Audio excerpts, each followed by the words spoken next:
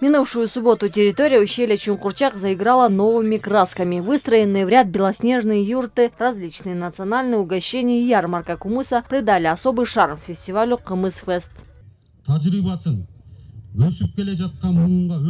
Этот фестиваль был организован с большим смыслом. Это забота о наследии наших великих предков, а также сохранение и популяризация наших культурных ценностей. Отмечу, что кыргызский язык, как колпак, комус и кымыс – наши национальные богатства, которые мы должны пронести сквозь года. Кыргызстан привлекает туристов именно этим, своей кочевой культурой и сохранившимися традициями.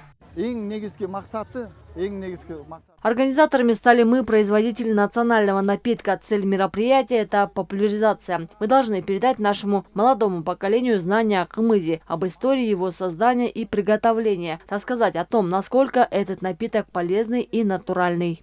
Особую роль в продвижении этнотуризма играют жители Чуйской области, которые проживают у подножия гор и возрождают старинные традиции по приготовлению национальной еды и напитков. Те, кто строит свой бизнес на приготовлении кымыза, продают 1 литр напитка от 200 до 250 сомов.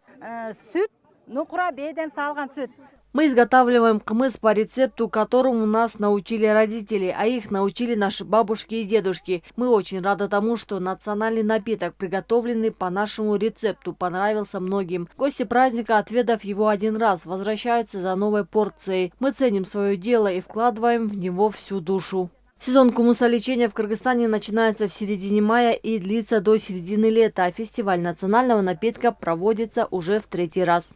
Чебек Исакова, Чингис Тохторбек улу, ЛТР, Чуйская область.